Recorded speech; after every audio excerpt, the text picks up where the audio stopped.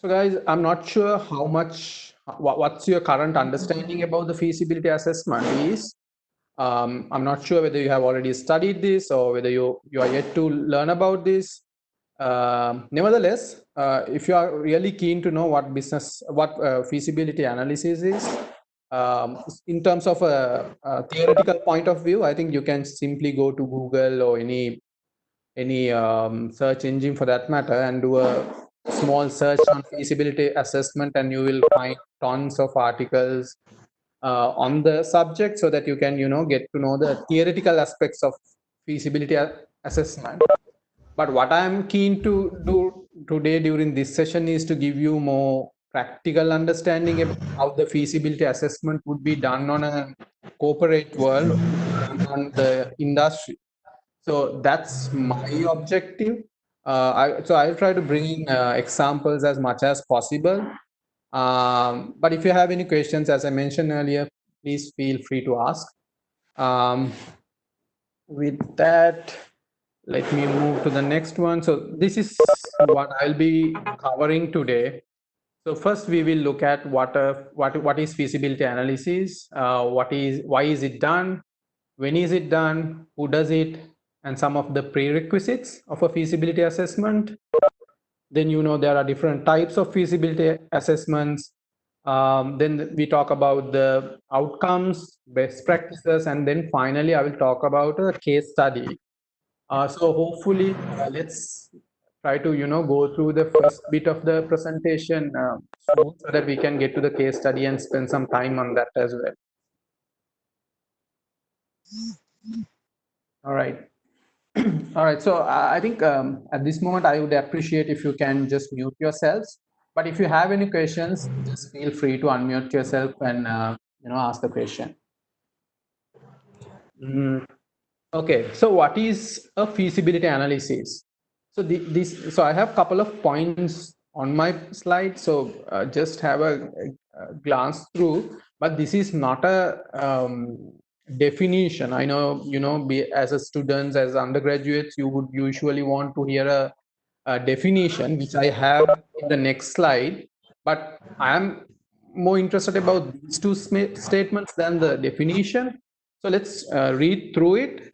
It's a process of determining if a business idea is viable, or it's a preliminary evaluation of a business idea conducted for the purpose of determining whether the idea is worth pursuing.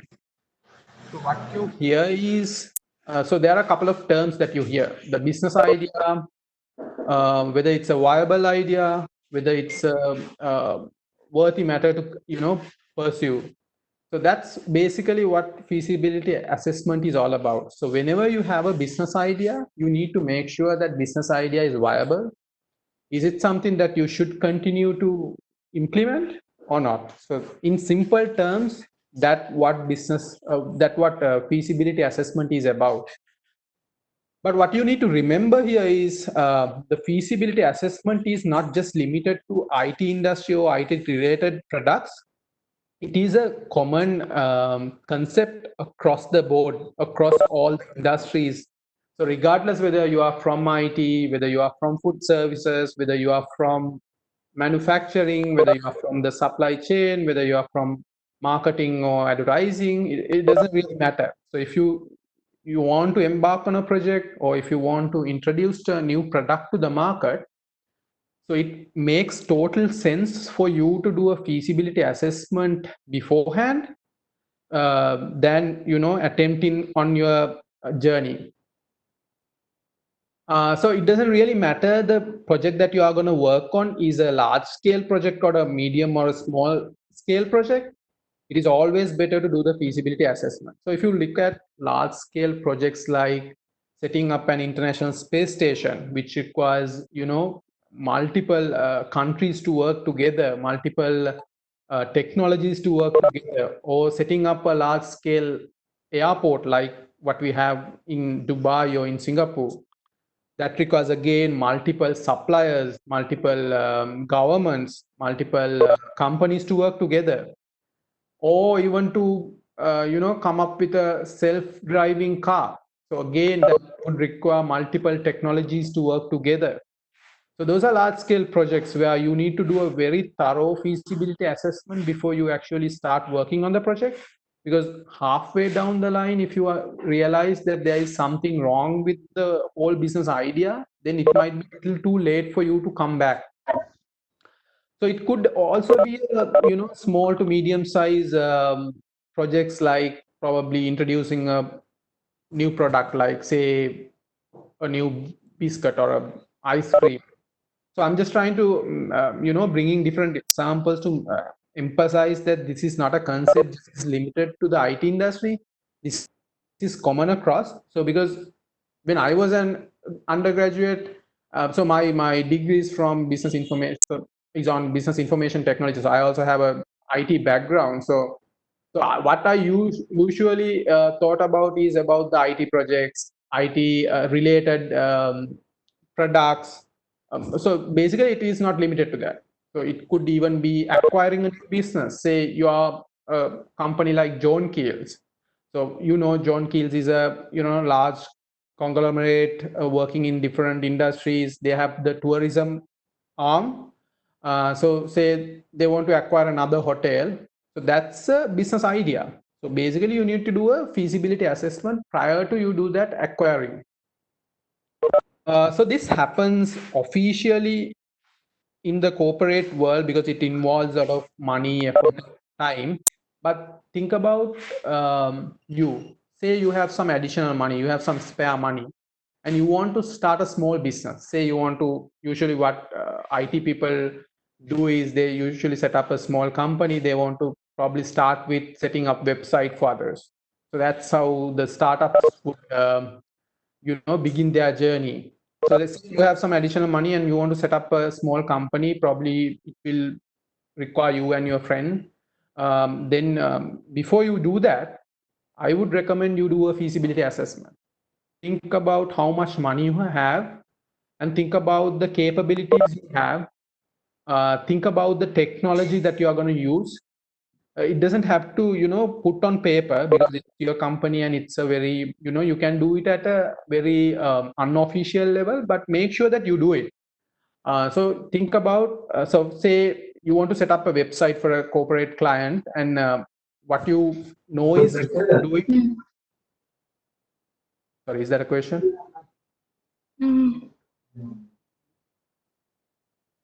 All right, okay.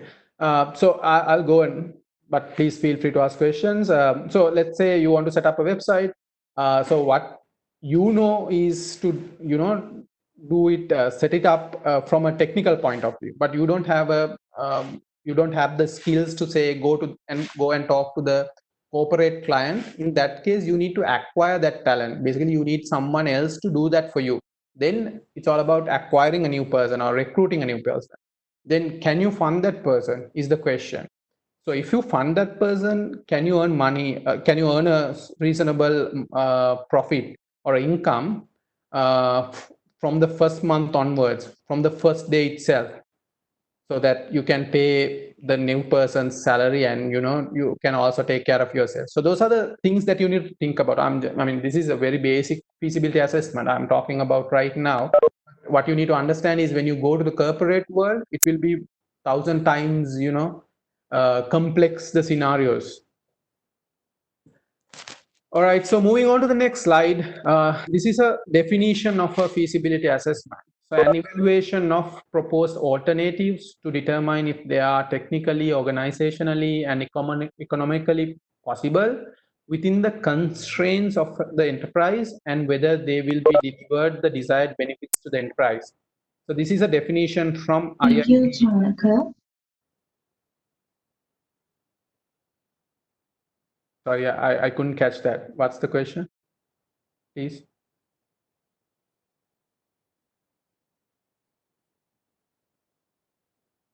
Okay. Sorry, guys. I missed the question, but then again, if you have that question again, please feel free to ask that question. So this is a definition from IIBA. IIBA stands for International Institute of Business Analysis. So some of the key words from this definition would be constraints of the enterprise and the desired benefits. So So there could be certain projects which can actually sound very nice. You might feel that if you start working on this project, this will be a super hit. But then again, you need to understand whether that's within the boundaries of your organization, whether you have the right talent inside the company to embark on that project or a new initiative. Because if you because as a person from the corporate world, I think what you need to understand is the constraints of your current organization. Say you are a manufacturing company, then if you are to start a project on IT industry, then actually you will come and you will face a lot of difficulties because the company is not ready for that. The structure, the management, the skill set, and everything might not fit a technical project. But if you actually start working on a manufacturing project, probably yes, it is. You should be able to do that. And on the other hand, this definition talks about the desired benefits. Say I have a project. Say now I am a bookshop and I want to put up a website so that the people can purchase books online, which will increase my revenue by 10%. So for an organization, you might feel that's a good number. We can increase the revenue by 10%. But if the desired results of an organization is, say, next year, the objective or the target for the organization is to increase the revenue by 20%. Say their directors or the board wants to increase the revenue by 20% by investing some money on the company. So towards the end of the year, they would expect additional 20% revenue. And now you are talking about additional 10% revenue by doing a project. It can sound perfect if you don't really know about the objectives that are set for the organization. So likewise, you need to evaluate these benefits from a company's point of view. So now I'm talking about the corporate world. So if you are to achieve 20% mark, and if you are doing a project to achieve 10%, then there is something wrong. I mean, unless you do another project to cover up the rest of the revenue that you are supposed to get, is then that's a different story. But if you're talking about a single project to get 20% additional revenue, then that's a question mark. So that's why it says desired benefits toward the enterprise. So why is it done? Identify project success, failure at the beginning with minimum cost. So at the beginning of the project, the associated cost with that project is very minimum, because you haven't started the project, you haven't started paying the salaries for the employees who will be working on the project. If you are recruiting new people, you haven't started that. So if you are to invest on a property, say on a land or a building, then you haven't started on those. You haven't started investing on your new hardware or software or whatever that is required. So the cost of the project is very low. And that is where you need to do the feasibility assessment, because then if you realize that this project is not something that you want to do, then the cost of the entire project or the entire result would be the cost of your feasibility assessment and nothing more than that. That's why you should do it at the beginning, because if you are to redo or to reverse something, that will involve additional costs. And then the second point is invest money, time, and resources on a project that has the potential to be successful. So which this point is actually go hand in hand with the third one, which is the avoid opportunity cost.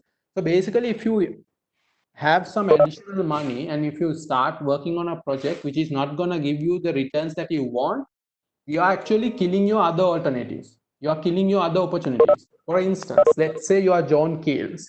I believe you know the John Keels, right? The John Keels Holdings. So say they want to say start up another supermarket outlet in Kandy, for instance, because they have some additional money, so they want to start up a new supermarket outlet in Kandy. So another option that they have is, say, to invest on a property, tourism property, say invest on a hotel. So now they have two alternatives. One is to invest on the hotel, the other one is to invest on a supermarket outlet. So basically what they need to do is to do a thorough feasibility assessment. So if say setting up an outlet, supermarket outlet doesn't really make sense, and if they start working on that, what they're actually killing is the opportunity of them setting up another hotel, which can actually give them more returns. So likewise, as an organization, you need to carry out feasibility assessments for all of those projects, all of those alternatives. Then the next point is identify project risk and possible challenges in advance. So this is actually is a good point. So when you actually do a feasibility assessment in the corporate world, you're not just identify whether the project is a go ahead or not. You actually identify potential risks, potential challenges that you would come across. Say you want to do an IT project and you realize that the management of the company doesn't really have the expertise or the exposure to IT projects. So say this is a government organization. Then in that case, you identify that risk in advance. So you can, lay out the plan to make sure that.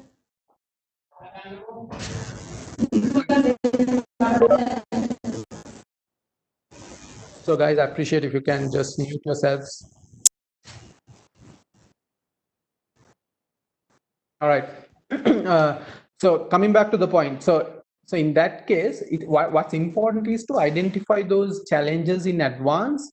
So you can lay out a plan. Say you want to recruit someone with IT exposure, then you can do that in advance before you actually kick off the project, so that you have the right direction and guidance from the beginning. Then the next point is about enhancing the stakeholder buying. This is again is something that we do in the corporate world. So we just not use the feasibility assessment to say it's a go or a no go or a green light or a red light. We actually use the feasibility assessment to take the stakeholder buying. So when I say stakeholders, I'm referring to the investors, I'm referring to the board of directors, I'm referring to the other senior management. So let me bring in an example. So previously I was working for a manufacturing organization. This was a manufacturing organization in apparel manufacturing. So I was working for MAS. So we embarked on a project. So we wanted to do an IT project there. Then we did the feasibility assessment, but at that point we did not have the buying from the directors. So we used the feasibility assessment as a way of getting the buying in for the project. So what we did was we wanted to get considerable or a significant time from the business. When I say business, from the merchants. So the merchants are the people who would do the initial engagement with the brands like Nike, Adidas, and so on. So they actually play an important role in the apparel industry. So they are very busy people. Getting their time on an IT project is, very difficult. It is a real challenge. So that requires us to actually convince the management to say this is a very important project. This is going to bring you this much of revenue and additional benefits. So we need that time from the merchant. So we actually use the feasibility assessments to convey that message to the directors.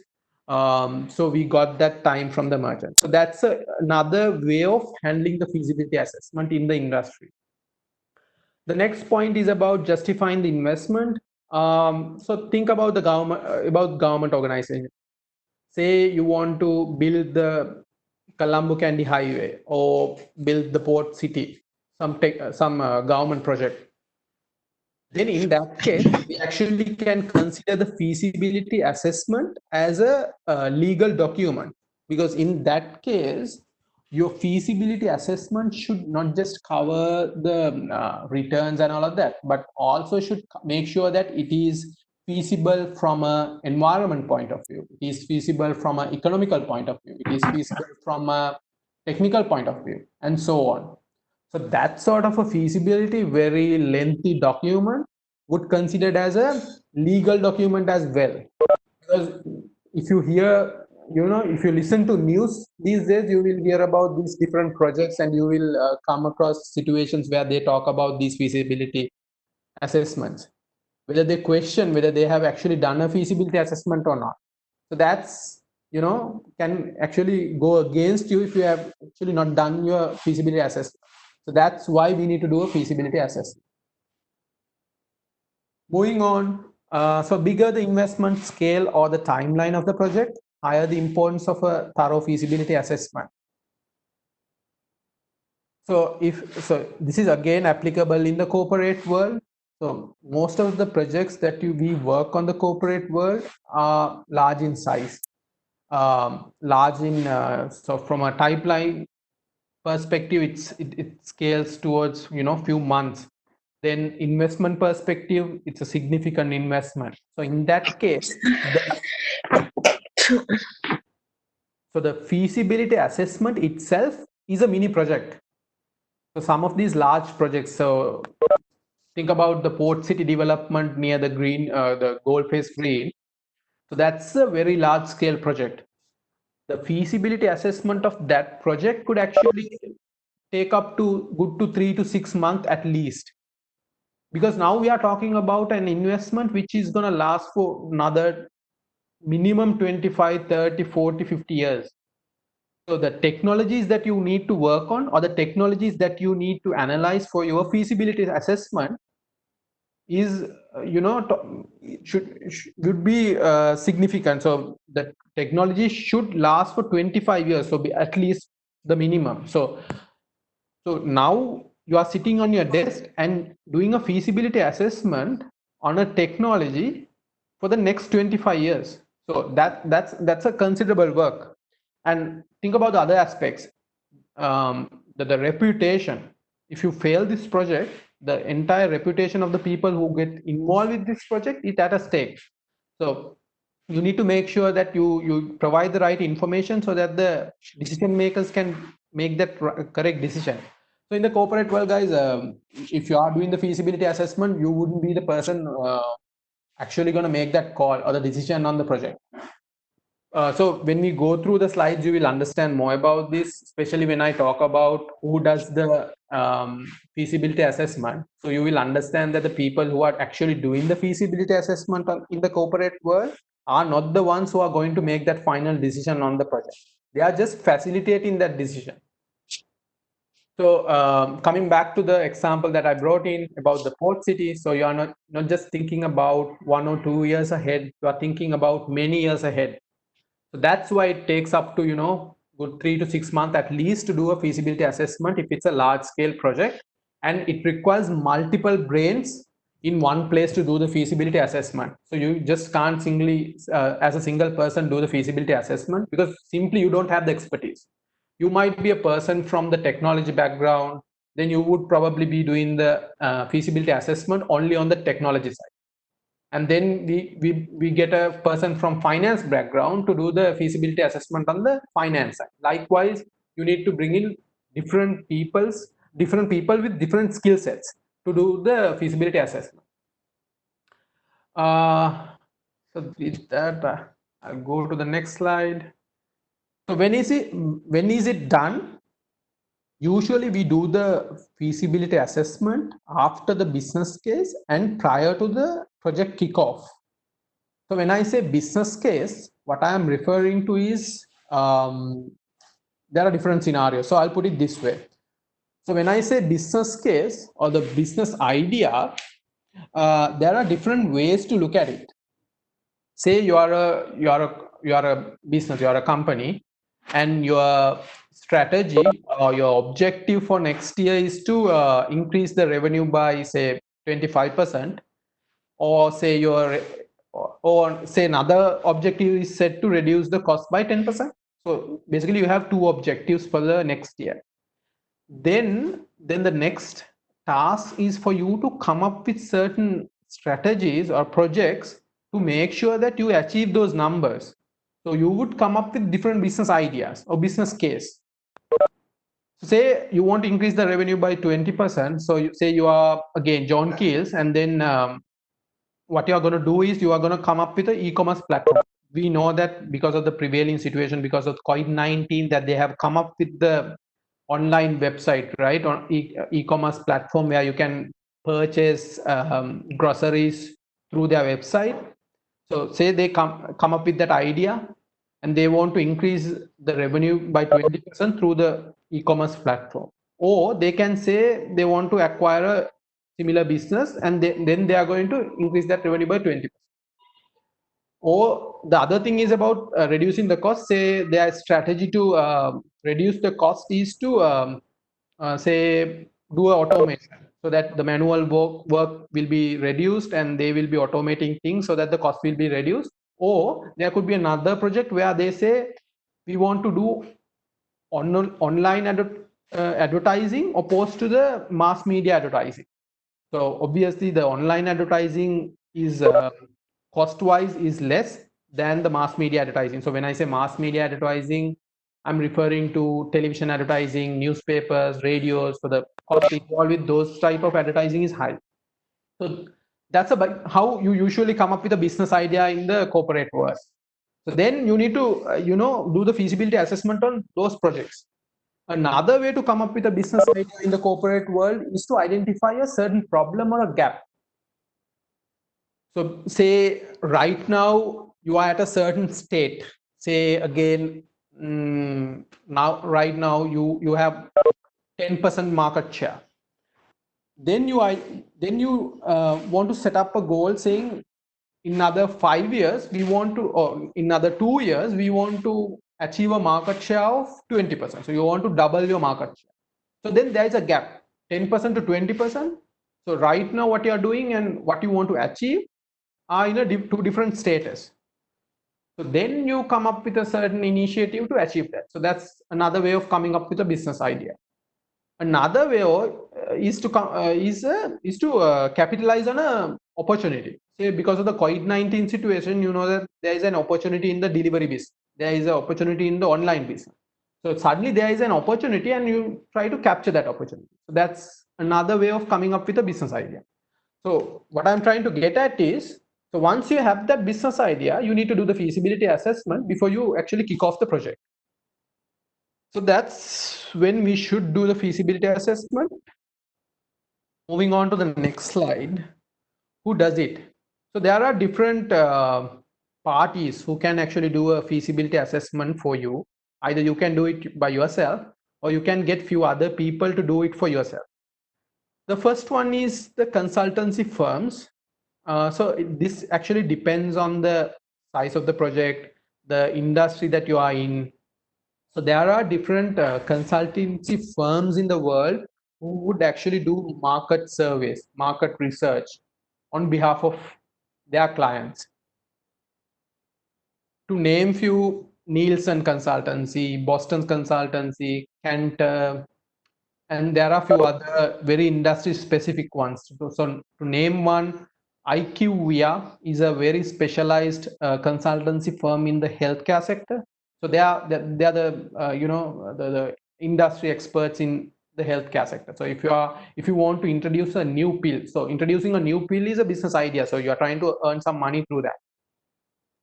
Again, not depend on limiting yourself to the IT industry. Just open yourselves to the other industries as well. So you want to come up with a new pill, say for COVID-19, then you would reach out to IQVIA. So it's IQVIA. So that's a consultancy firm. Then you would ask them to do a market survey. You would ask them to do a market research for you and to make sure that your market feasibility is completed. But just imagine yourself doing that market survey. So then you would actually have to reach out to the doctors, the hospitals, or all the respective stakeholders to do that market research or the survey to make sure that whatever the pill that you will be introducing is going to serve the purpose. That will be more costly than you getting the consultancy firm to do it for yourself. Because if you are to do the market survey by yourself, you will have to recruit people for that. You will have to reach out to those unknown parties where you don't have any relationship with them. So you have to build that relationship before you actually start working on the market side.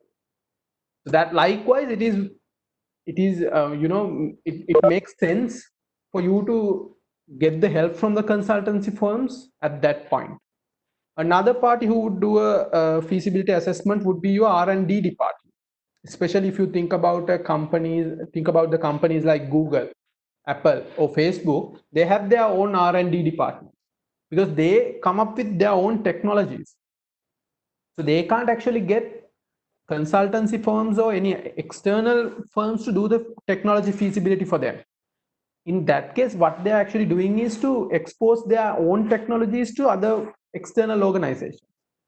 In that case, basically, you can't do that. You have to do it internally, and you have to get the right people to do it as well. So you have your R&D department, research and development, to do your technical feasibility study. Another example would be the FMCG firms. So FMCG stands for fast moving consumer goods. Fast moving consumer goods. So these are the products like toothpaste, soap, where people actually don't think about too much when you are doing the purchase. So it's a fast moving. So when you are purchasing a toothpaste, you just go to the counter and just buy it, right? You don't think that against a purchase like buying a car. You don't just go there and purchase the car and come back. You think about it, you do your research, you do all the checking before you do a purchase like that, right? So but if you look at a purchase like toothpaste or soap, you just go and buy it. That's why we say it fast moving. FMCG companies like Unilever's, Nestle, or Procter and Gamble, or Coca-Cola, or Pepsi, so they basically have their own, again, research and development departments who would do the feasibility assessments for them, or specialized departments who would do the feasibility assessments for them, because they always come up with new products. Because the tendency of them doing a feasibility assessment is very high compared to other industries. So think about banking. So banking is banking. I mean, the tendency or the possibility of you coming up with a innovative project or a new product is comparatively less against FMCG companies. So in that case, you build your own resources inside the company to do the feasibility assessment. Then we have the different parties like business analysts, data analysts, to do the feasibility assessment for you. So these are individual people. So the individual persons who would be doing the feasibility assessment for you. But the limitation here is the people like the business analysts or the data analysts, they would only be able to do the feasibility assessment on certain areas. For instance, if you are a finance business analyst, you would only be doing the feasibility assessment on the finance side. You won't be touching the, say, the legal side. Legal feasibility you can't do because you don't have the expertise. Similarly, if you are a data analyst, say you are a data analyst on a supermarket chain, and the supermarket chain wants to introduce, say, a new ice cream. So that's the project in hand, and now you want to do a feasibility assessment before you introduce the ice cream to the market. So you would go to the data analyst and would ask the data analyst to give you some data which can actually make sure that the product that you gonna make is gonna actually cater to the market. For instance, if the ice cream sales are reducing for the, say, from the beginning of the year to date, if the ice cream sales are reducing, I mean, it's not the right time for you to introduce a new ice cream to the market.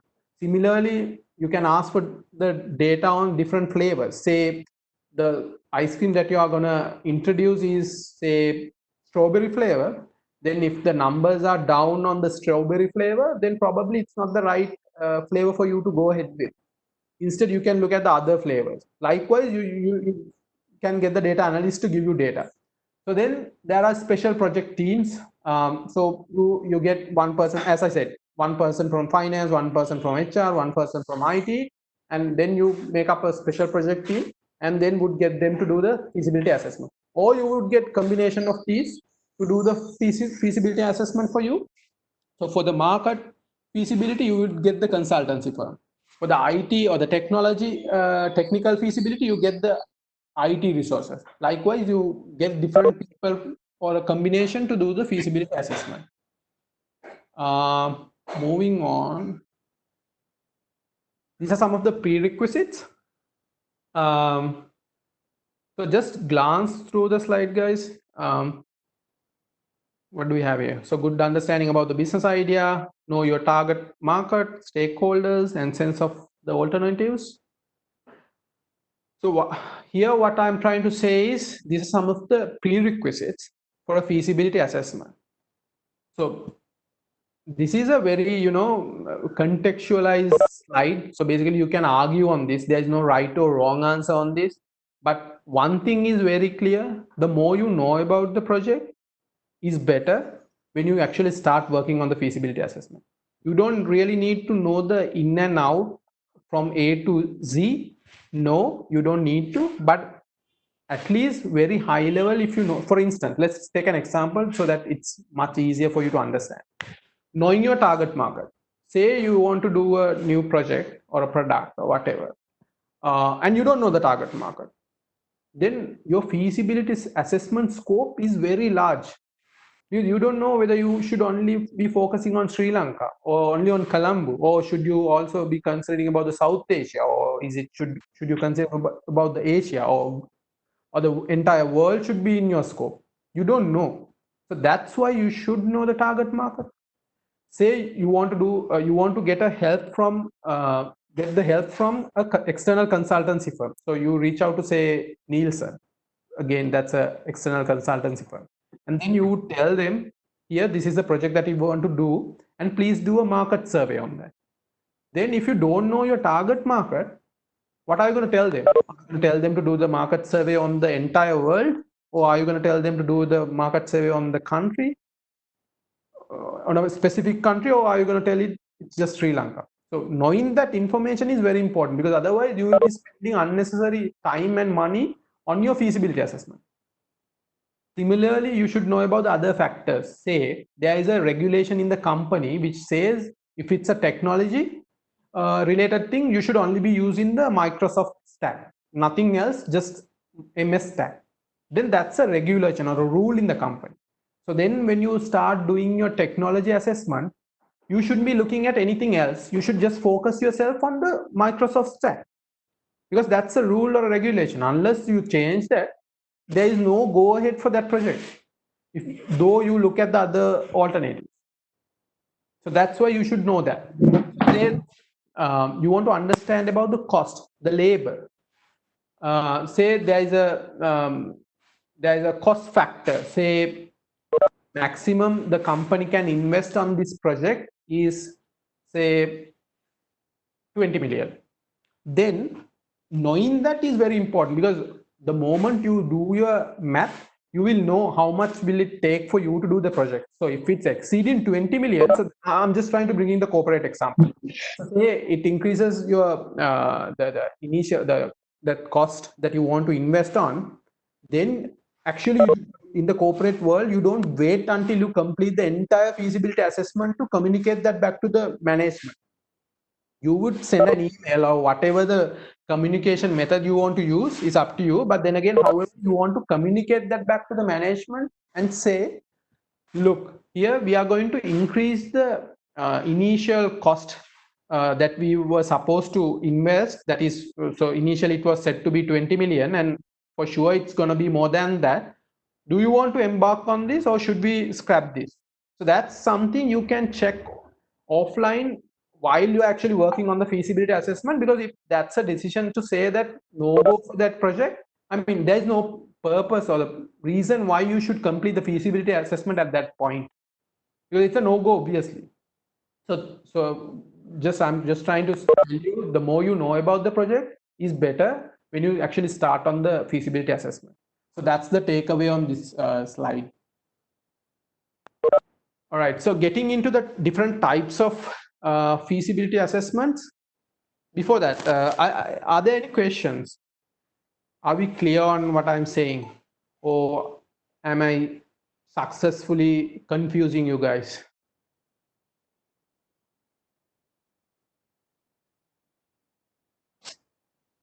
All right, so I'll continue, but again, please feel free to ask questions if you have any. So just give me a second.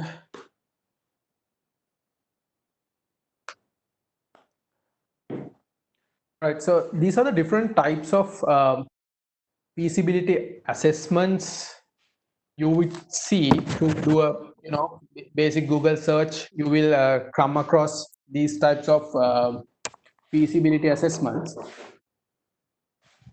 What you need to understand is, though we have segregated them like this, in the corporate world, when you're actually working for a company, you don't really need to worry about these different types. What you need to worry about is picking the right type for each project. Say you are setting up a website, so that's your project. Then do you need to do a legal feasibility on that?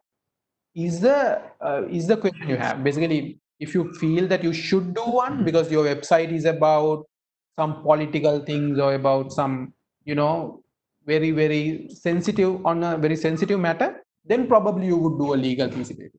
But if it's just a e-commerce platform or something like that, and unless you are violating something, you shouldn't be focusing on the legal feasibility a lot. On the other hand, if you are setting up a website and that's your project, you shouldn't be focused much on the political feasibility.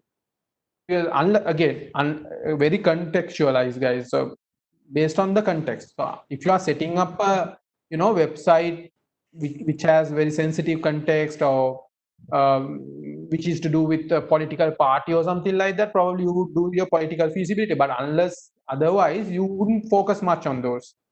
But you would definitely, so common across in most of the industries, in most of the projects, what you will definitely do is a financial feasibility.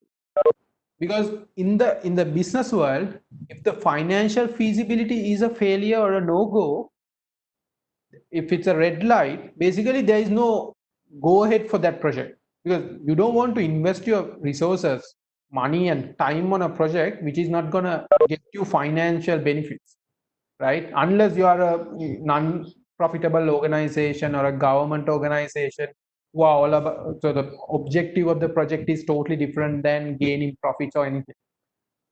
But there could be instances where you are an actual business, and the financial feasibility at the, maybe when you start the project, may be very low.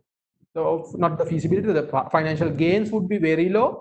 But then again, you still want to embark on the project because the overall benefits would be higher. So it could increase your brand value, it could increase your reputation in the market, and so on. So you would embark on that. So that's a different thing, but nevertheless, you will have to do a financial feasibility. Otherwise, you can't get the approvals from your finance.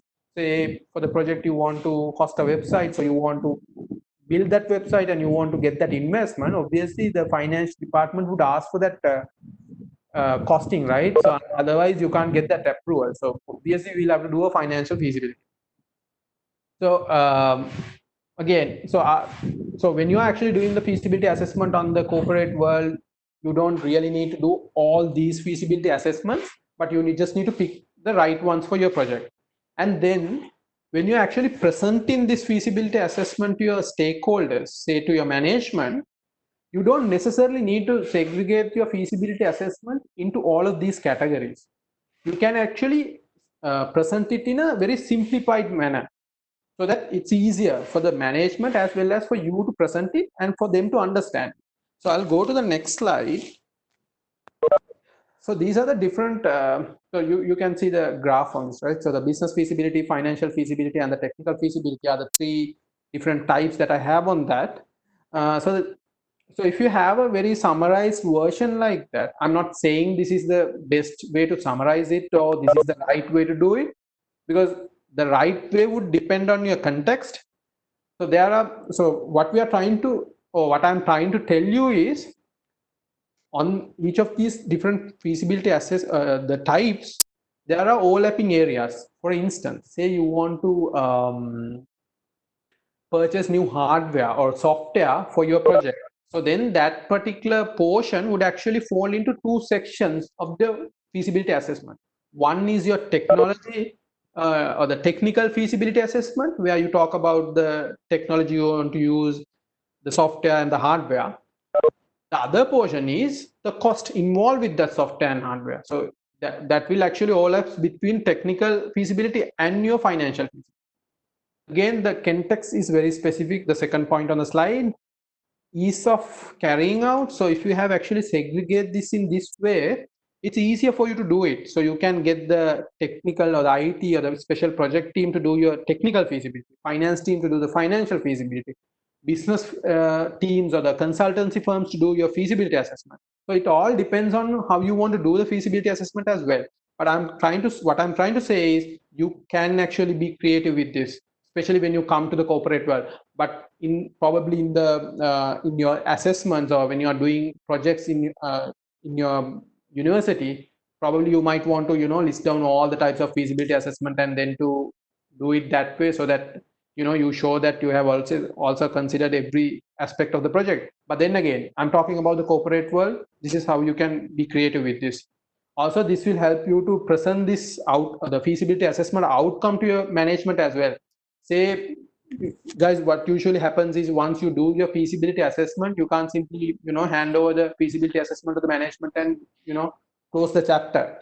What you will have to usually do is send your feasibility assessment to the management in advance so that they can go through and then to follow up that with a presentation. So you would probably, or the person who is doing the assessment, or the person who is responsible for doing the feasibility assessment, will have to do a presentation to the management to say, these are our findings.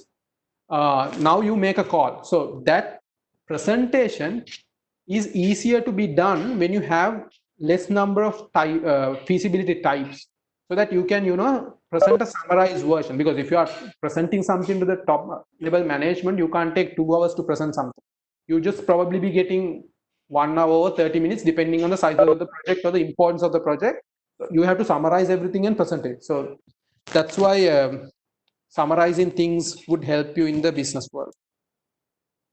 All right, so getting into so what I'm going to do is, so I have identified, 3 subsections that are business feasibility, financial feasibility, and technical feasibility. So I'll be going through those 3 sections, which will actually cover the rest of the feasibility types that we saw here. So here we have 11 types. So I have, segregate them into 3 types here, and I'll be talking about those 3. So the business feasibility, there are different aspects that we can talk about when we say business feasibility. So the first one is strategic fit.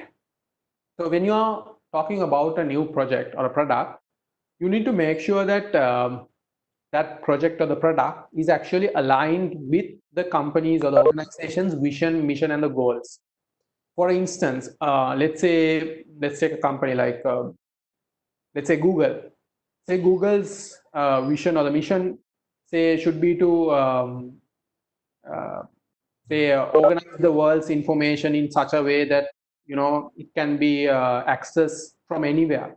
So this is not the Google's exact mission. I'm just coming up with one. Say Google's mission is to organize world's information and then to make it accessible from anywhere in the world. So if that's Google's vision or the mission, then say you are coming up with a project, or Google is trying to come up with a project to set up a restaurant. Does it really align with your vision or mission? It doesn't really sound like Google, right? So then that's something you need to evaluate, because you need to make sure that the project that you're going to embark on is not going to harm your reputation in the industry. And also, you should make sure that the customers, the investors' expectations are destroyed because of the project. Because once the reputation is destroyed in the industry, it's very difficult to regain that. Then the organizational fit. So you need to think about the organization structure, the management team's competency, the professional skills, the experience, and so on. Say you are working for a very hierarchical organization. So say there is a very big structure, getting information from your CEO to the lowest level is very difficult. It takes time. The decisions are made very slowly. Then in that sort of organization, if you're trying to do an IT project, you need to understand that business hierarchy when you are doing the feasibility assessment, because say your timeline is just to complete the project is say 3 months, then probably you won't be able to do that. So that needs to be understood by everyone, because sometimes in an organization like that, a decision to be so a small decision can actually take up to 3 months, because it has to go from one person to the other, then to the other, and likewise it will take a lot of time for that decision to be made. By the time you make that decision, the timeline is already passed. So understanding about your organization structure is important. Then the cultural fit. Again, you need to understand so the same example, the organization structure and all of that. So say it's a typical government organization, and then you are trying to embark IT project on there, would be difficult. Then another point would be, think about the companies like HSBC or Sparsilon. So they are what they are trying to, the mindset that they're trying to build is that they are serving for the high end of the market, right? So HSBC and Sparsilon. So they usually they advertise in high end magazines. They advertise in very unique locations and all of that. So then in that case, if you try to come up with a project which is gonna cater to the lower end of the market, which doesn't really fit to the organization's mindset or the capabilities, right? So again, something you need to think about. Then the process compatibility, internal competencies, those are again I touched upon. So basically, if you have a set of employees who are very skillful in certain thing, and then you are bringing a project which is not really aligned with the skill set that the employees have, then it doesn't really tally up. In the market conditions, so when we talk about the market conditions, I think from a theoretical point of view, you can think about the Porter's five forces, pestle conditions, or the pestle analysis, and so on. So I mean, I will not go into theory. So maybe you just make a note on those things: Porter's five forces, pestle, and so on. So basically, that is to evaluate the market conditions.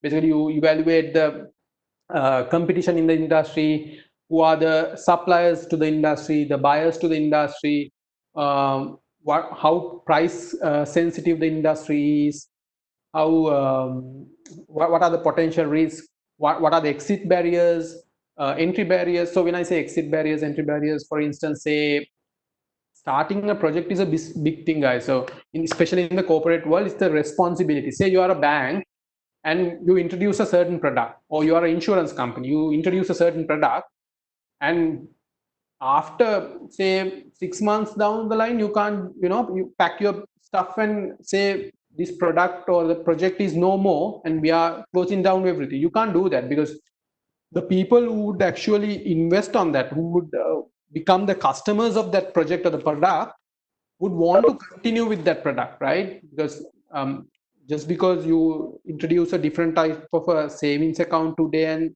6 months down the line you want to close that product, doesn't really sound right, because there is an exit barrier from that product, from that industry. You can't simply pack your stuff and go. So you need to think about, because you shouldn't be going in that path if you want to close everything down by within a 1 year. So it's a real responsibility that you have as an organization when you actually start on a project or a product. Then about the timelines. So basically you need to think about the timelines, because say now I want to set up something, say again John Keel's example, where they have actually set up the online purchasing platform, e-commerce platform for groceries during the COVID-19 situation, right? So they came up with this idea and they did the project, the product or the website. They set up the website on time. So in that project, the timeline is very critical, right? Because if you set up the website probably 1 year down, after 1 year, then it doesn't really make sense, because the opportunity was there and they wanted to capitalize on that. So timeline was a critical factor. Similarly, there are projects where the timeline is very critical. For instance, say you are introducing a new biscuit to the market. Again, I'm trying to guys not to stick to the IT projects, because I'm trying to give you more exposure on the other stuff as well, or even IT. I can take IT example as well. Say you want to um, do a certain IT project and you need to complete the rollout of that system by 1st of January, because starting 2nd of January, there is a dependency on that project. Say there is another system which would take data from the system that you have implemented and would provide certain reports to the customers. In that case, the 1st of January timeline is very critical. So when you are doing the feasibility assessment, you need to evaluate whether you can hit that timeline. If not, if there are threats to hitting that timeline, if there are challenges, you need to identify that during the feasibility assessment. So I'm taking you back to one of those points that I explained in one of those slides, where feasibility assessment is a way of identify the challenges. So if you can identify the challenge in advance, you can lay the plan for that. And if there are additional costs involved with overcoming that challenges, probably you need to include that in your feasibility assessment, in your financial feasibility. So basically you need to do a math, right? So to identify the cost and then to see the returns. So those additional costs would be included. Then the final one is on the legal aspect. So again, if it's a very, very sensitive area or a area where there is a lot of gray area, or if you are not sure about it, it's better if you get to a specialized person or a legal firm to do the legal feasibility for you. Because unless you are a very thorough on the legal side, you shouldn't be doing it, because hitting a legal barrier would be the last thing you want to do, you want to face. So what's important here is when you are asked to do a feasibility assessment, it's up to you to make that decision whether you want to go to a the legal firm or expert to get the advice or not, is a decision that you need to make. So you don't really need to know legal aspects to make that call. Because if you know that you are working on a project, say you are an IT firm, so your product is in say HR, you develop human resource management system, payrolls and so on. Then if you are doing a new project to to build another system which is similar to what you have, probably the existing legal background or the legal environment would be sufficient enough for you to do the feasibility assessment. So if you have been with the company for a reasonable number of years, you should know this. So then you actually don't need to focus much on the legal aspect, because you are doing something similar to what you are already doing. So then there can't be a lot of things that would change because of the project. But say you are IT firm and now you are trying to do something on the accounting side, then probably you would want to get some advice from the legal firms, because you don't want to violate any existing accounting rules or regulations and so on. So always, if you are working on a new product which is alien to you, which you have not been worked on before, or if you are going to get into a new market, say your HRM system, now your main customer base is in Sri Lanka, so you have been working with the Sri Lankan customers, and now the new project is actually to go to the Indian market or to the Maldivian market. Then you would probably reach out to a legal firm to do the legal assessment, because now you are reaching out to a market which is not so familiar for you. Then you wouldn't know what are the different legal aspects. So having that understanding, so that general understanding about the business, is what's going to actually make you going to help you make that decision whether to go to a legal expert or not. I hope the point is clear. Any questions, guys? I'm going to move on to the financial feasibility now. So if you have any questions, again, please feel free. So the financial feasibility, you can look at the financial feasibility mainly from three aspects. So the three main bullet points on the slide: is it feasible to invest? Is it feasible to manage cash flows? Is it feasible to recover the investment plus earn profits? Just a second, guys. I need to get my water, please.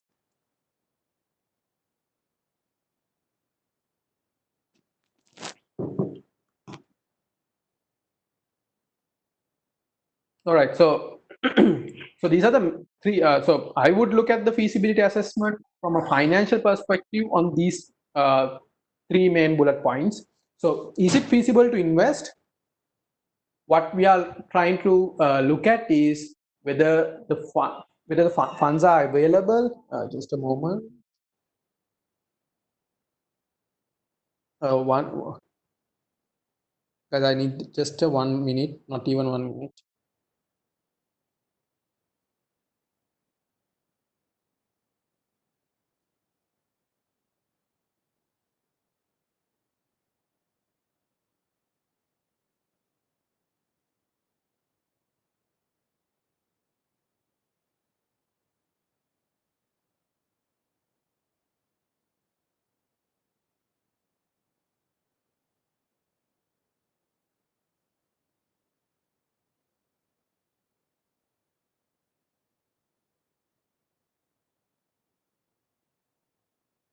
Extremely sorry about that. I got that call, so I had to answer that.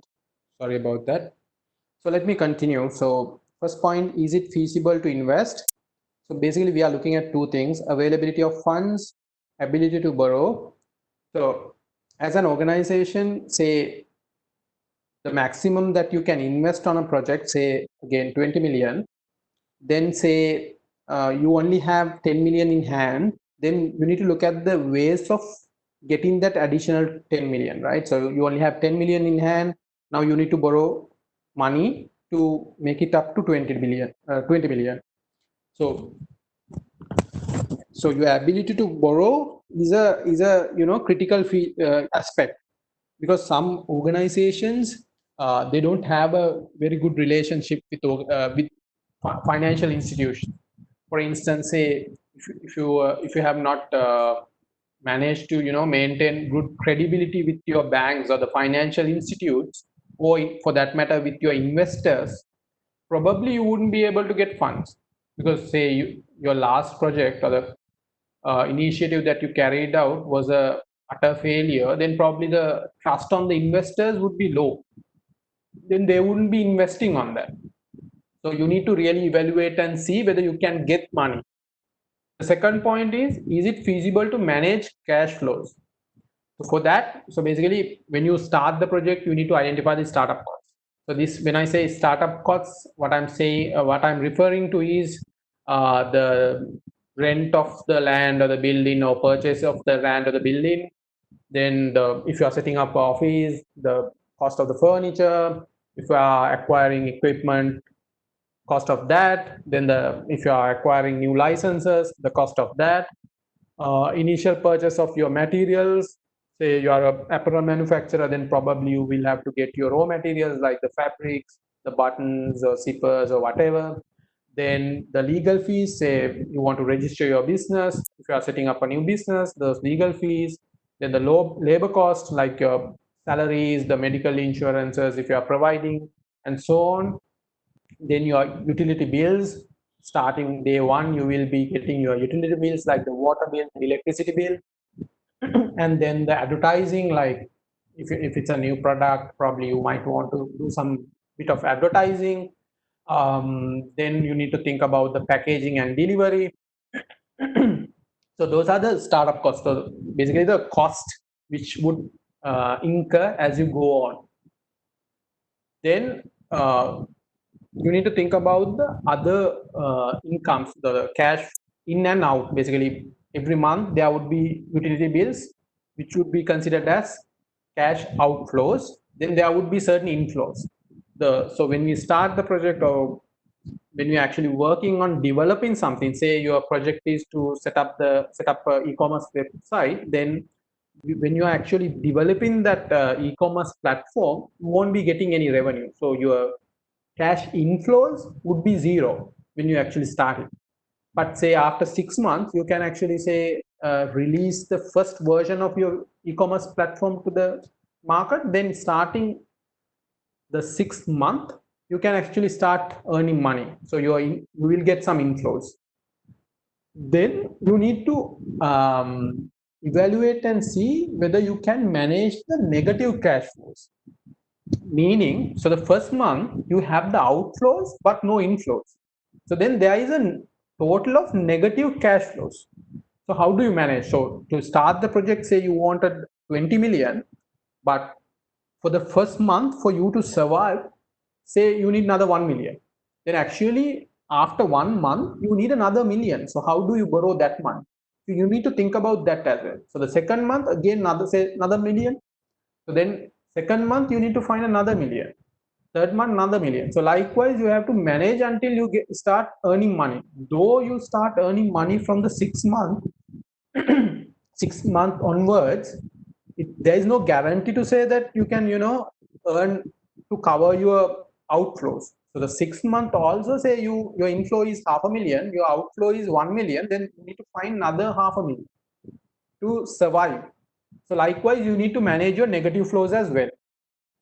Then the third point is it feasible to recover the investment plus earn some profits? Obviously, when you invest, you just you just basically you don't want to recover only your investment. You also need to earn some money, profits. So for that, I have mentioned couple of little, not couple, actually four calculations: return on investment, net present value, internal rate of return, payback period. So these are some of the calculations that we can do and that we do in the industry to see if we can actually earn some profit as well. So I'll not go into the details. So I won't be discussing the calculations because that will be another session altogether if you are to do that. So what I want you to understand is these are the calculations that we will do as part of the feasibility assessment, and for the management we will be presenting the result or the calculation, the outcome of the calculation. Then by looking at that, the management or the decision maker on this can actually make that decision.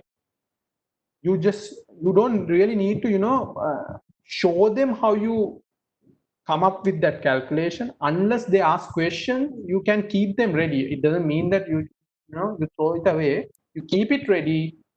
If they ask questions, you have the proof, you have the evidence to show them this is how it was calculated. But otherwise, they believe in you, they trust you. So that's why you really need to put a lot of effort and get a good job done here to make sure that you provide the real numbers or the actual numbers so that the decision makers can make a real decision on that.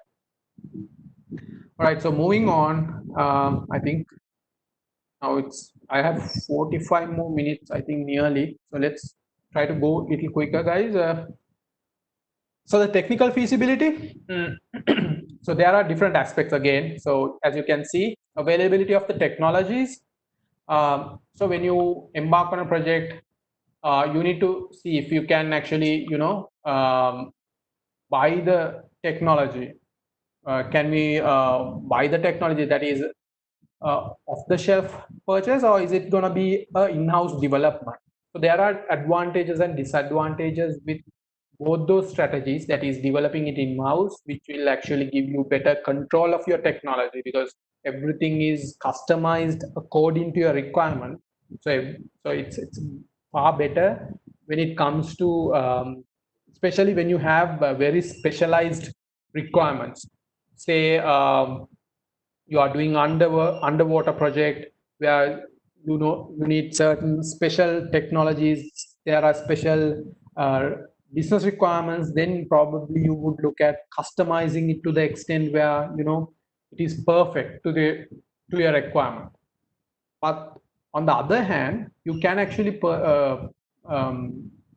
spend a lot of time developing these softwares or the hardware or the technologies because it's something very new. You are developing it in-house. So if you have any problems, you have to solve them by yourself. So it will take a lot of time, effort, and money. But on the other hand, you can actually go ahead and purchase something from the market, which is already there in the market, which has been proven, which has been used by the industry. Then probably get it and customize a little and use it. So it won't be as customized as what you built in-house, but it is from a cost point of view. I think buying it off the shelf is sometimes is less expensive because it's already proven. So the challenges you might face would be less. And even if you face or come up with a challenge, there would be experts out there in the market who can actually help you out with. Then the second point is reliability. So again, you need to look at whether the other industry leaders are using these technologies, or has this been used in the market before. So if that's the case, actually we can rely on that. If not, you need to keep some buffer to make sure that you have enough resources, time, and time to manage uncertain situations. Then the scalability. This is all about room for innovation, room for new features. Say you today you built a new product. Say again, I'm going back to the e-commerce platform example. Say you do John Keels, you build a new website which help the Sri Lankan market to go online and do the purchasing. But tomorrow, if you want to extend this to other markets, say starting tomorrow, you set up a warehouse in Maldives and you want to extend the service to the Maldivian market, is your e-commerce platform can handle that customer base well as well? Can the system handle that much of customers? Is it compatible for that? If there are special requirements from that market, can we develop those requirements on top of what we have right now? So is it really scalable is the question. So again, taking you back to some of the prerequisites that we discussed earlier. So if you know more about the project in advance, so by the time you start working on the feasibility assessment, if you know that this project is going to have multiple phases, where the first phase would be to cater to the Sri Lankan market and the second phase would be to cater to the Maldivian market, your feasibility assessment would can actually stretch out to that to cover both those markets, so that the scalability of the project is covered. Then the next point is about the maintainability. So so different projects and products can have different subscription models. For instance, it can be user based, it can be pay as you go, or it can be annual or monthly. So say you want to implement a new ERP solution in your workplace, and the cost is based on each user, or it can be based on um, a standard fee annually. So likewise, there are different costs associated with maintainability. So there are different support models. For instance, if it's a ERP solution, probably if it's something like SAP, you would have a separate support model, where you have sometimes you have internal consultants as well as external consultants. So what's the cost involved with maintainability? So this is again overlapping between technical feasibility as well as the financial feasibility. So some of these aspects are considered within the technical feasibility, and then the cost aspect of this would fall into the financial feasibility. Then the security. So this is a very important one, the security, because it's just not talking about the security of your technology solution, but it also can impact your overall revenue model. For instance, taking you back to the same example, say your e-commerce platform is down for a day, then what you are actually, you are killing your revenue for one day, because people can't now trust your business, people can't actually purchase on your platform, so that you will not get that business today. Plus, people who wanted to get something today would now be turning on to your competitors, so they will be purchasing from those competitors. So if they feel like that your competitors are doing a better job than you, then they won't come back again. You are losing your opportunity, you are losing your customer. So security is more, important than you think when it comes to business. It's because in long term, it is actually going to kill your business. It's actually going to kill your customers. So especially if your customers can't trust what you are doing, especially because of, for instance, the incidents about Facebook, the data protection about Facebook, and so on. So once you have that, once you lose that reputation, it's very difficult for you to come back. Then finally, the availability of technical skills. This is about know-how. So, I mean, in the industry, there are different buzzwords. Since you guys are from IT, you might probably know about these, like the robotic process automation, AI, artificial intelligence, machine learning. Then when you talk about the big data, the data lakes, data warehouses, and so on, so all of these buzzwords are good, but if you want to use these technologies in your project, it is always recommended to have people who have the right technical skills, because unless you get the right people behind these technologies, you can't achieve what you want to achieve. So that needs to be covered in the technical feasibility. So these are the outcomes of the feasibility analysis. So as I think I touched on these ones before. So basically, once you complete your feasibility assessment, there are different ways you can present this. Especially if you are a government organization, you would do a feasibility report which would have hundreds and thousands of pages. So you basically want to cover yourself.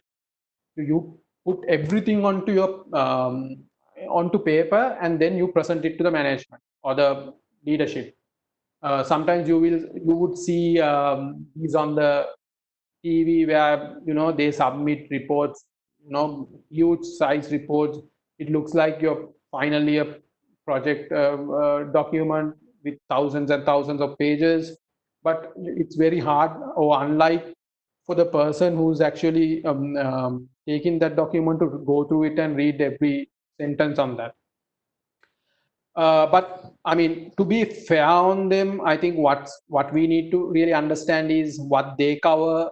That is not just they are just trying not just trying to cover themselves, but they want to be make sure that they do the very comprehensive job when it comes to feasibility assessment, because they are now talking about the public funds. They are working with public funds, so they just need to make sure. But getting you back to the corporate world, the business world, the private sector, we usually don't submit thousand and thousand pages of documents. We usually give a summary report with few pages on it. So we just try to highlight the important ones, especially if there is a gray area, if there is an important section that the management should know before making that decision. We would try to highlight that. We will only be talking about the critical aspects. We would just include the additional stuff probably in another document, or under a different references section or somewhere like that. But then again, we always want to keep the focus on the important sections. Usually what we will do is we will prepare that documents. It would be a couple of pages, the maximum. Then we will send it across to the leadership team. We'll give them some time to go through it.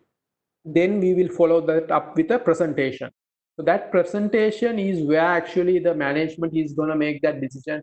I mean, not necessarily that they will tell you what the decision is, but from their mind, I think they will clarify all the questions there, and then they would come to a conclusion.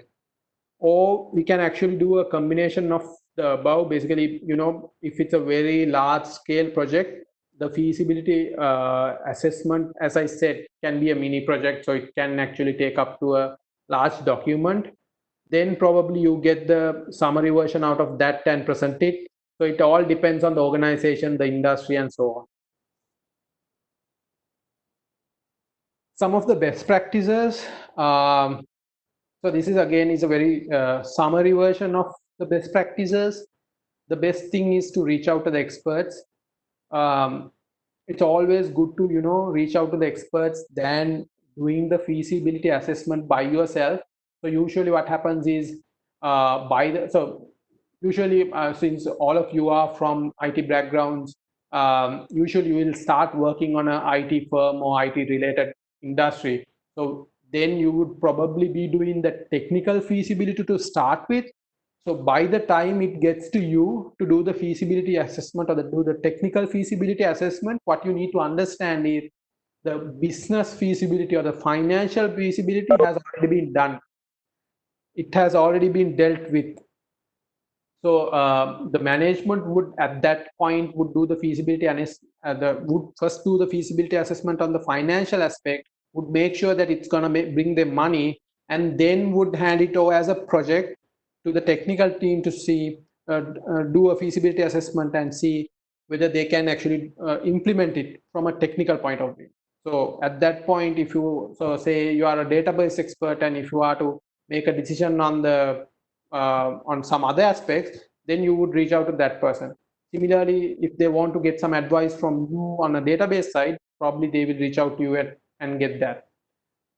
Then relying on accurate and relevant data.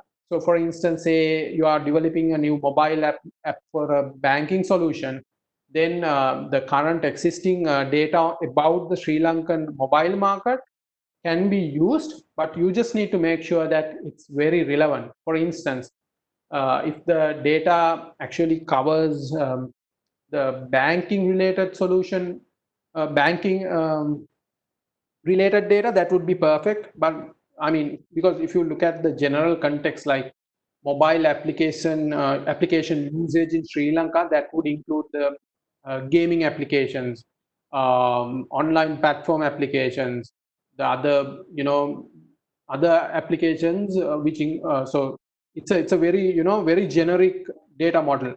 So you need to, get the banking related data and then make the call on that. So rely on the accurate and relevant data, then involve appropriate stakeholders.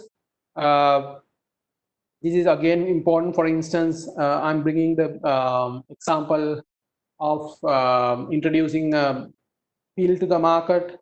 So basically you can't reach out to the customers, right? Individual patients, and get the information. Instead, what you will do is you will reach out to the doctors, the medical experts, and so on, because those are the ones which are relevant to the project. They are the ones who would be prescribing the medicine. They are the ones who will be talking about the medicine. They will have the most influence, not the patients. So you need to identify the right stakeholder set. Be realistic. So again, you might have the best idea, and your gut feeling might say this is going to be a successful one, but please don't rely on that. Do your maths, do your assessment to make sure that you are very realistic about it. For instance, you know that locally we have manufactured our first supercar, which is Vega. So that's a very good business idea. I mean, technically it can be a very solid car, but then again, what we need to realize or understand is whether the Sri Lankan market is ready for that. Are we ready to buy a supercar manufactured in Sri Lanka, or do we want to fancy, with that, or do we want to play with our money and, take a chance with that, or do we want to rely on a Japanese car? I mean, is the market ready? I'm not saying it's a bad idea. I'm just bringing that example to say, we need to be more realistic. If the data says yes, the market is ready, yes, go ahead and do it. Otherwise, always rely on the, your assessment. Then reuse templates, tools, surveys where possible. So if you get a chance to work for an organization who would actually do feasibility assessment more frequently, then you can actually reuse some of these templates, tools, and learnings to make sure that you spend less time on the next time on your feasibility assessment. For instance, say for this particular, for the project that you have in hand, say you have done a feasibility assessment on Azure data lakes. So Azure is Microsoft product. So there's a concept called data warehouse and data lakes. So say you want to do a feasibility assessment on your data lake, then you would come up with a set of results, right? So say 3 months down the line, there's another project where you actually have to do the assessment on the data lakes. Probably you can reuse the today's result for that project. It's just a simple example. All right, so I think we have 30 minutes more. We can get to the case study. So there is a case study. Any questions? Is it too boring, or is it, waste of your time, or am I confusing you guys, or am I making total sense? What do you feel?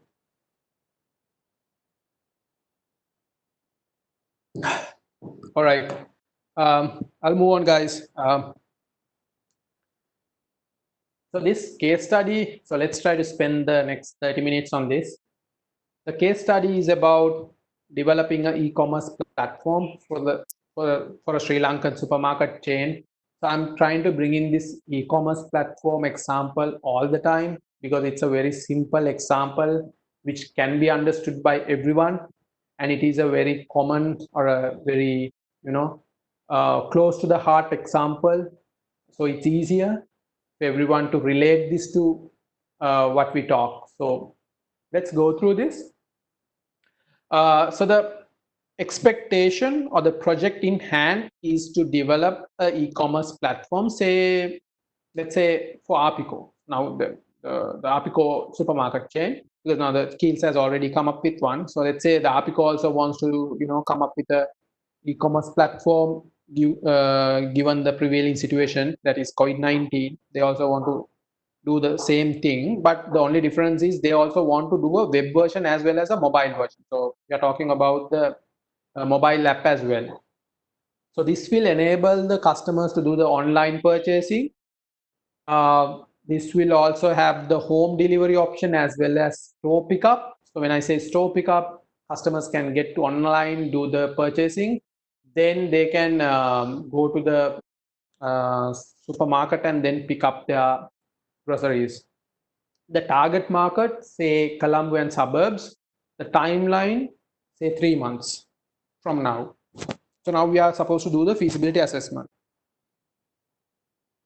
Again, I have a, excuse me guys, 1 minute.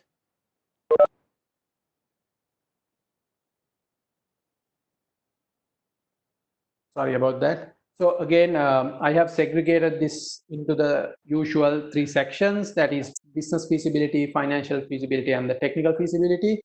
So what I'm trying to bring up is the different sections that we should be considering if we are to do this feasibility assessment. So the first section is the business feasibility. So we should look at the strategic fit. I think I should have the, so this is, I hope you can see my screen. So this is Apico's vision to be a market-driven, technologically oriented, diverse group, which actually sounds perfect for our project. So they want to be market-driven. So obviously, the current market condition is people can't go out, people want to stay home and do the purchase, and they want to be technology driven. So again, making a lot of sense. So we can assume that the companies, so the project is aligning with vision and mission.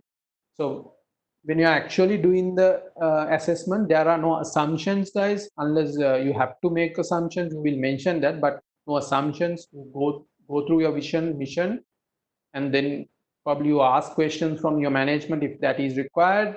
Make sure you align. Then contribute to the short-term and long-term goals. Say the company's short-term goal is to, or the long-term goal is to reduce cost. Then implementing a website doesn't really reduce costs unless there are some automations involved and so on. So likewise, you need to evaluate the short-term and long-term goals and see whether this makes sense. Then appropriate growth strategy. So what we are trying, so I'm not sure how many of you are familiar with Ansof's matrix.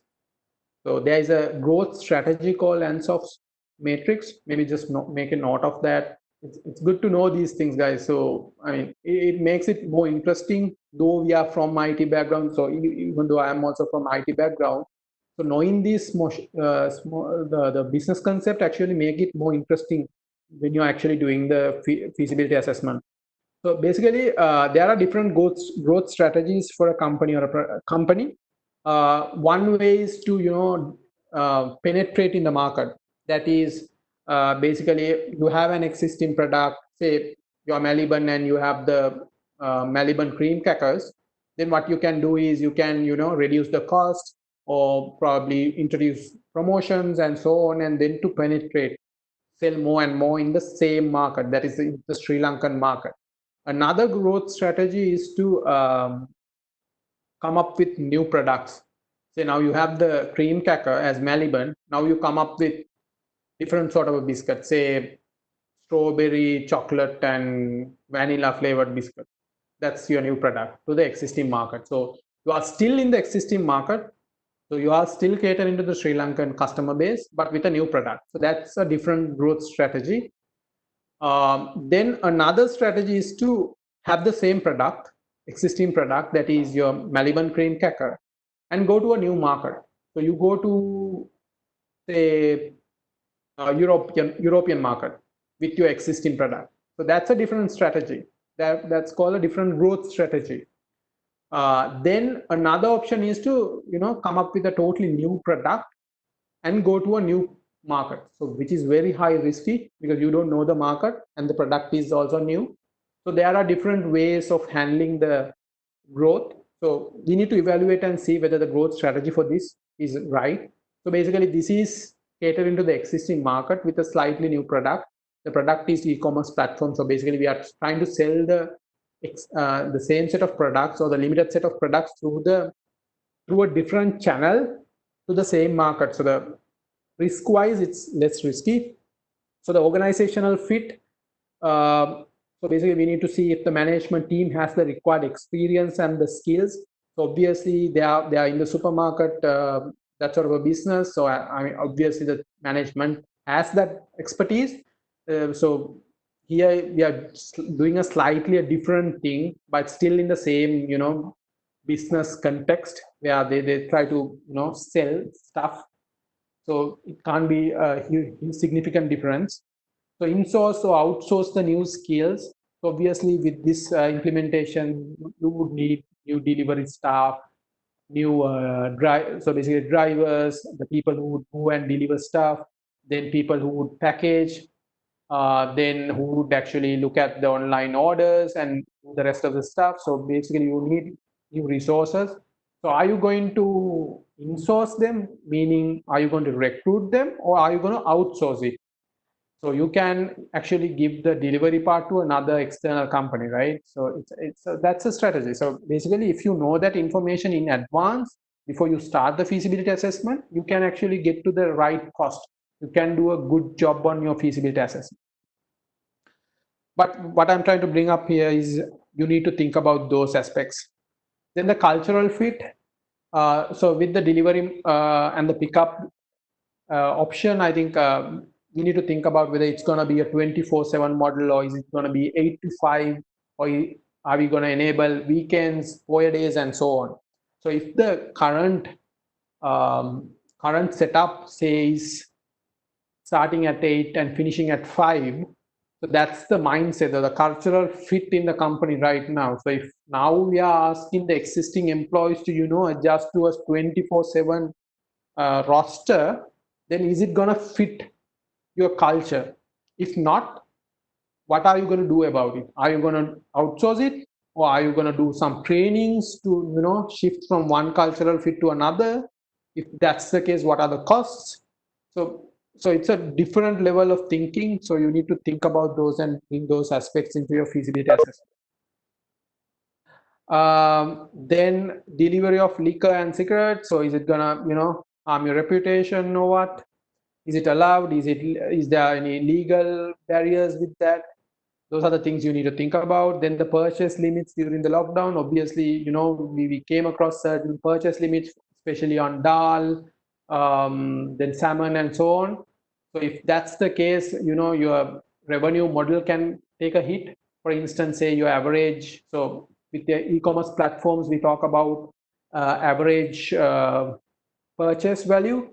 So say average purchase value is 2,000 rupees, and 10% of that is contributed by the limited purchase items. Say dal and salmon contribute to 20% of your average order value. Then actually you need to rethink about your average order value, which is your revenue basically. Process compatibility, internal competencies, manage with existing staff, roster contracts, SLAs. Again, I touched on this. I think basically with the new revenue model, you just need to think about the new recruitments, rosters, and contracts. New uniforms, equipment, training. So basically, if you want the people to go and sell, go and hand over the goods, probably you want them to, sign on something. If you want to use a special equipment or a, you know, uh, payment processing device or something like that, you probably will have to invest on that. You might have to invest on the uniforms, utilize the existing warehouses, or need more. So with this e-commerce platform, can we utilize the existing warehouses, or do we need more? Because probably you will have, a couple of centralized locations now, but going forward, do we need to decentralize those warehouses and have more station outside the state in suburbs as well? So that's something you need to think about. If we are to, come up with new warehouses, that itself can considered as a separate project and considered as a separate feasibility assessment. For instance, say you want to set up 2 or 5 warehouses, so that's a separate, that can be considered as a separate project, or you can include that into this as well. So it depends on how you want to tackle it, but what you need to do is to get it clarified. Should we include that, or should we not include that as part of the feasibility assessment, is what you need to do. And if that need to be considered, you need to, work on that as well. Manage with existing fleet or need more, basically about the vehicles, the lorries and all of that. So if you want to get more, how are you going to do that? Are we going to get it from an external company, or are we going to purchase it? Then what are the costs? Ability to support drive-through pickups. So if we are going to have drive-through pickups, for instance, like what we have in McDonald's or Burger King, basically if you can drive through and pick up, then probably you might have to change your infrastructure to suit that, and there would be certain cost involved with that. Then the market conditions, is there a demand for the new services? So this is about the market research, guys. So if you want to the external firms to do this, we can actually get them to do that. If not, we will have to do it. So the things that we should be looking at is there a demand? What would be our average order value? So this average order value will help you to, calculate your future income, which is important for your financial calculations. Then the price sensitivity of the customer base. So if they are so sensitive about the price, probably, you can't keep a lot of margin with your deliveries and so on. Availability of the substitutes. So right now we know that there's a substitute, which is the Keel's website. Then the technology savviness of the market. Can the people actually do online purchase? Are they ready for that? Then the supplies. Probably if you have to do door-to-step deliveries, the packaging has to be, changed. It has to be different to a usual purchase from the store. Say you want to deliver vegetables, then you can't simply, deliver it in such a way that it's going to damage the vegetables. So you need to think about those aspects and what are the costs involved with that. Do you really want the suppliers to do that packaging for yourself, so that you can simply, take it from the suppliers and, take it directly to the customers and so on. Then the industry, the competitors, the industry size, the market growth in the industry, the other aspects like the industry trends and so on. So basically, you need to do the research on that. Then moving on, then the timelines. So the company has given you a timeline of 3 months. Whether we can hit that or not, you need to evaluate and see. Then other challenges and cost involved in meeting the timeline. Again, if you need more people to work on this project so that you can achieve the 3 months deadline, then probably you need to consider that cost. Then the penalties if timeline is missed. So the opportunity cost, additional borrowings, and so on. I'm just trying to, go through these slides a little faster so that I can make it to the towards the latter part on time.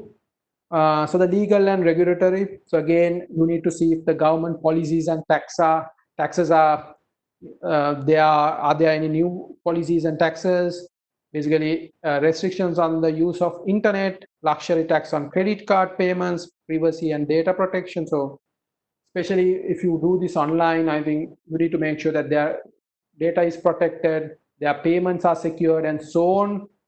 Then you need to think about the exit barriers, consumer protection laws. So if a delivery is delayed by this much of time, say by a day, then what are you going to do about it? Is there a law to say you need to do a full refund or so? And likewise, you need to think about those aspects as well. Get into the financial feasibility. Is it feasible to invest? So basically, you need to come up with the total investment. So you need to do your math, get all the cost, and come up with your total investment. And then you need to evaluate and see whether we can actually do the investment in different phases. For instance, say we go ahead with the website first and then to develop the mobile application later based on the success of the web application. That's an option you have. So you can, I mean, evaluate and see whether that's possible. Then the initial borrowing would be less. If you have to borrow, then the initial borrowing would be less if you have different phases. Because by the time you get some income from the website, um, you can actually sustain your web model through its income. Then you don't need to borrow money for that model, and then you can focus on the mobile model. Funds are available or need to borrow. Again, are the investors ready to invest, or do we need to get the help from the financial institutes? Can we borrow on friendly terms? Is a good question. If you have good credibility, good reputation, good relationship, you should be able to get some friendly terms from the financial institutes. Then your financial calculations would look good. Is it feasible to manage cash flows? Again, the things that we discussed earlier. So if you basically what's important here is whether you can manage your negative flows, because you obviously you need to identify the cash inflows and the outflows. So for that you need to know all the costs, and you need to lay out the plan to see every month this is the outflow, this is the inflow, and then you get the balance, which is the negative flow. If there is a negative flow, then if there is a negative flow, how are you going to manage that? Are you going to borrow it, or what's your plan for that? So that's again is very important for the management to know. Then is it feasible to recover the investment plus earn profits? Obviously, you can simply leverage on your calculations. So do the math and then present it to the management. So which will actually say whether it's a go or no go. Basically, if these numbers say it's a no go, which means it's a red light, then most probably the project won't happen in the corporate world. But then again, it again very context oriented decision. If there are other benefits like increasing the reputation, brand value, and so on, the management might make a call on that to go ahead. Then get into the technical feasibility, availability of the technologies. So now we are talking about developing an e-commerce platform. So what are the available technologies? So I'm not sure how many of you are aware of this, but there are different technologies which are already built for e-commerce platforms. For instance, Shopify is another business. Shopify. So it's shop, Shopify. Shopify. Basically, if you go there, you can actually, within a couple of days, you can bring your business to e-commerce platform. So there are different skeletons which you can use to get your business to an online platform. So are you going to leverage on those? Because if that's the case, I mean, making the 3 months deadline is easy, so that it won't make actually within a couple of weeks you can bring your business online. It's just a matter of making that decision. Or are you going to do a ground up development? That means you build everything in house. You build everything from the scratch. If you are to do that, then there are different technical aspects to think about. For instance, what would your front end or the back end web technologies would be? So, I mean, you guys are familiar with these ones. So is it going to be HTML, or is it going to be PHP, or is it going to be Magento, or is it going to be JavaScript? What is it going to be? Then if you say you want to go with JavaScript, then what would the framework would look like? I'm just trying to dig deep into this, because this is the area that you guys are familiar with. That's my understanding. So what would the JavaScript framework? Is it going to be Angular? Is it going to be React? Or is it going to be jQuery? So what it's going to be? So you need to make that decision.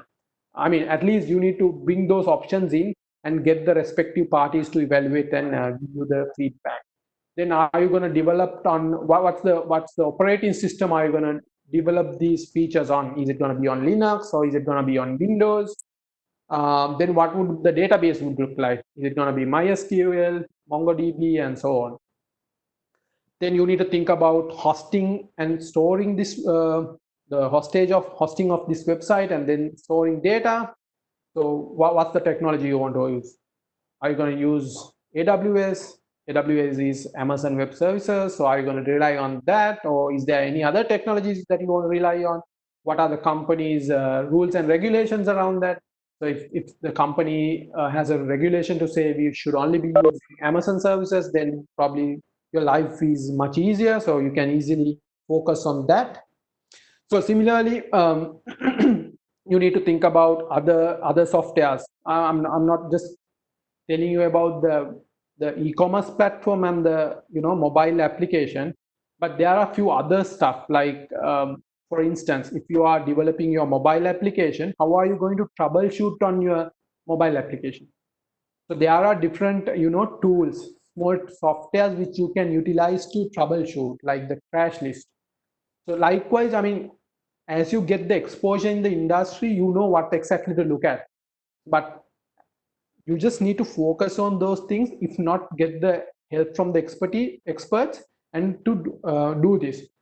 Then thinking about the payment processes. So obviously if it's an e-commerce platform, you have to enable the customers to make the payment. So are you going to leverage on the Google Pay? Are you going to leverage on the Apple Pay? Or are you going to use PayPal? Or are you going to build your own payment mechanism from the scratch? So that's the kind of a decision you need to come up with. And thinking about the hardware like the scanners, the payment processors, and the mobile phones, and so on, what are the additional hardware that you need? Then I think reliability, we talk about this, how long those technologies have been in the industry, are the industry leaders using them? Then getting into the scalability, say now for the first phase, we just need to get the website and the mobile application. But for the second phase, let's say we want to show the customers where their deliveries are. So once they make the purchase, say we want to show the route, the truck is going from warehouse to the location. So we want to show the route. We want to show them ETA. ETA is estimated time of arrival. So say the second phase is about that. Then you need to think about the scalability. That is about the second phase. Now itself, can our existing or the technologies that we're gonna pick can support those additional features that we are gonna bring in later. So that's something we need to think about. Then we need to think about the maintainability. So once we have this website and the mobile application for the users, how are we going to support the users? Are we going to have a 24/7 support model where we set up a customer service where we can customers can pick simply can call us, or are they going to send us an email, or how are we going to tackle that? Then the security, again, as I mentioned, so if the website is down, basically you are going to lose the revenue and the customers. Similarly, you need to make sure that you prevent the hackers and the spams get into your platform. Then so if you are actually getting this website and the mobile app to be developed by external party, basically you can sign a SLA with them. SLA stands for service level agreements. So the agreement could say the maximum downtime that we can have on the website is 1 hour per month.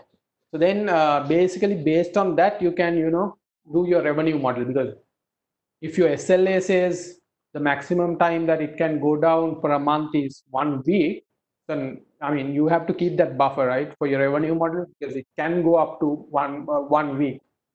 So likewise, you need to think about that aspect. Then the availability of technical skills. do we have technical savviness with the management, or do they understand technology? That is an important thing, because if the management doesn't understand the technology, that's actually is a bigger problem than the employees or the rest of the people don't understand technology, because then the decisions are not based on a technology oriented thinking. Then are we going to get the assistance from the third party consultancy firms? If so, what are the fees? So probably they would say for the first year this is the amount, for the second year onward this is the amount, and so on. So we need to finalize those.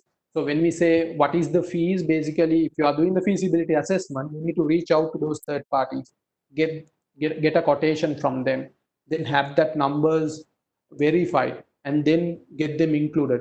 Probably you would reach out to multiple parties. Then you would want to reach out to, I'm just giving you a sense of how it is done. So you would probably then have a conversation with your management team, probably with one or two people, to see what the quotation that would make most sense. Then you can use that quotation, or do you want to use multiple quotations on your feasibility assessment? So those are the conversations you will have while you're actually doing the assessment. So this is the last slide on this, guys. So I'll try to explain a little more on this.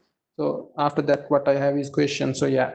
So likewise, it's a it's not a very black and white way of doing it. Especially when you come to the corporate world, nobody's going to come and ask you, here, look, we need to do a feasibility assessment. Do you know about the feasibility assessment? Tell me about the definition. Tell me what are the different types. No one's going to ask questions like that. What will happen is they will basically ask you to do a feasibility assessment on a project, and then the expectation at that point is for you to know about it. If you don't know about it, you can do your bit of background work to get to know about those things, and then to reach out to the right people, because it is expected that nobody knows everything. Because that's the reality, right? Nobody knows everything. So uh, when you hit that point, it's all about common sense. If you don't know something, reach out. Think about the broader picture. So if you are getting a task, don't just think about the task in hand. Always try to ask the question and understand what the broader picture look like, because knowing that broader picture, say the feasibility assessment is just to do a on a website, but the broader picture is actually to increase the revenue by 20%. So actually, if you can't hit that 20% target through your feasibility assessment, which is a no-go for your project. So knowing that is important, so that, because the first thing you would see is whether you can hit that number. If you can't, you will start a conversation with your management to see whether does it make sense to go ahead and do the feasibility assessment. So likewise, always try to get it clarified and so on. So I think we are on time. I think 11:03. I'll stop here. If you have any questions, please feel free to ask them.